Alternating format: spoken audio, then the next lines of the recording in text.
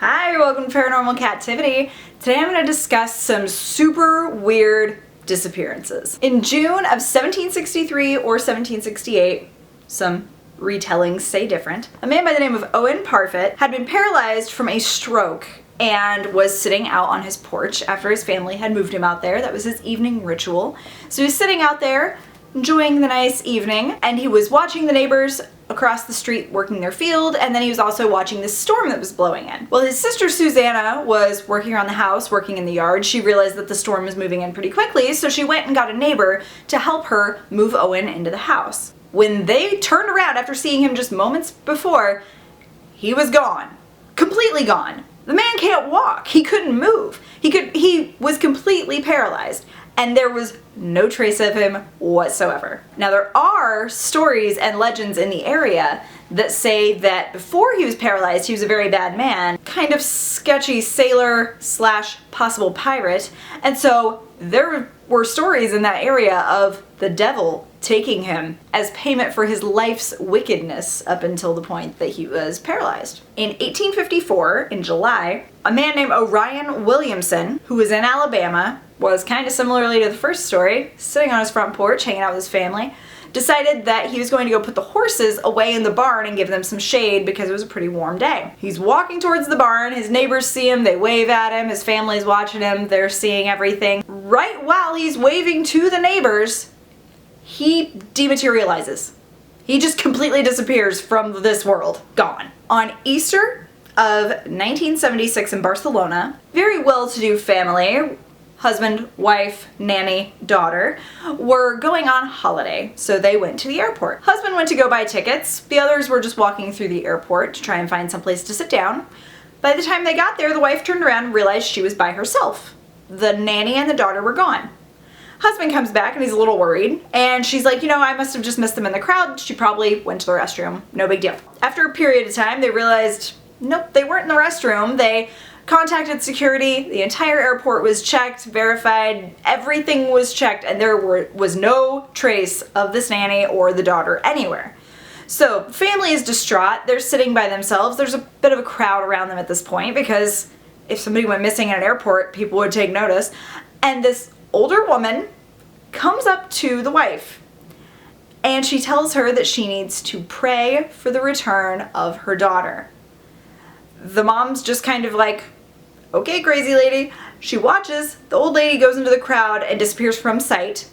Could have disappeared entirely, but she's not sure. But then, the weirder part, nanny and daughter are sitting next to her.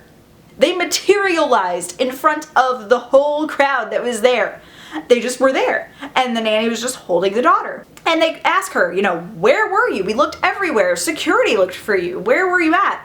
And according to the nanny, she was sitting there with the girl the whole time. The dad went to go pick up the daughter, and the nanny didn't move. Normally if you're holding a kid and somebody goes to pick it up, you pick up the kid and hand the kid over. The nanny didn't move, and the daughter was basically stuck in the position that the nanny was holding her, and they were kind of fused together. The dad ended up having to pry the daughter out of the arms of the nanny.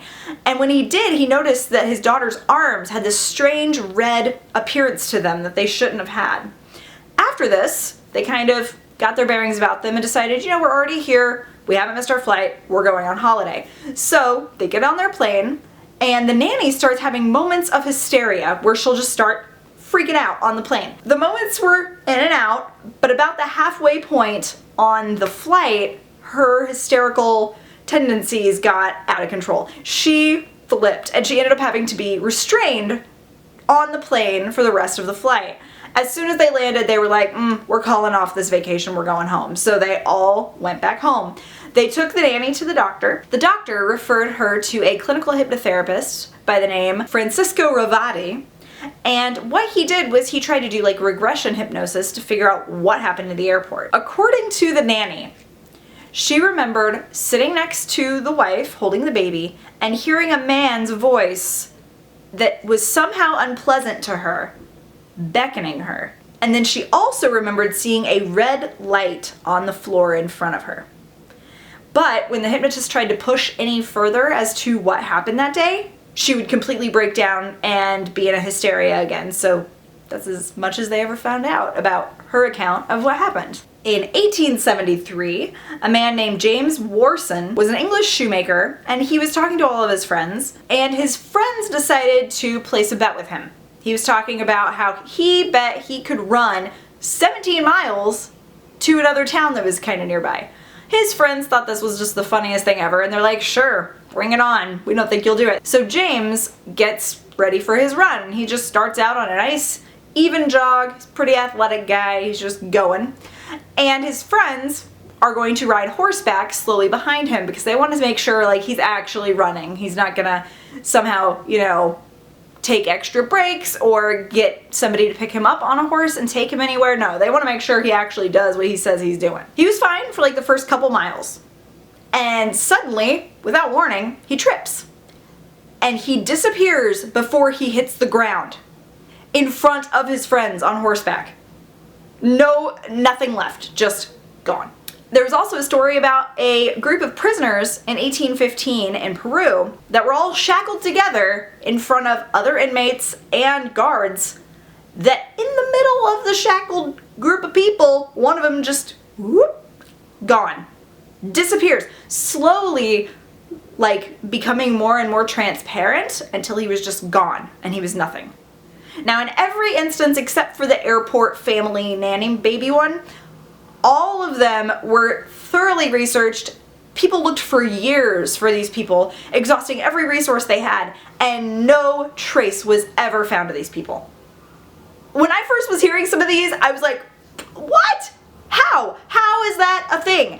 I want to see something like this happen. It was so fascinating to me that I had to share with you guys.